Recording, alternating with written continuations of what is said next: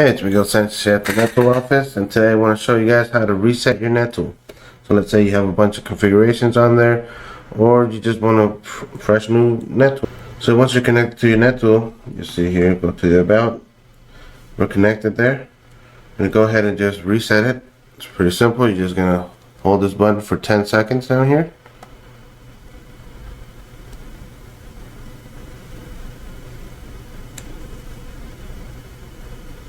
Once you let go, you see the blue light start flashing. And on your NetTool, I'll let you know that the factory reset button has been pressed. And hit OK. It's going to reset.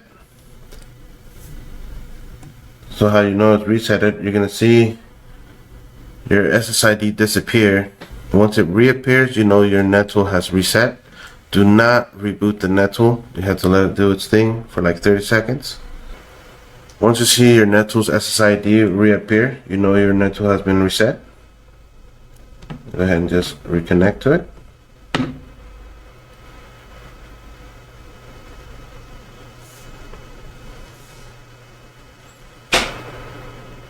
And there you go.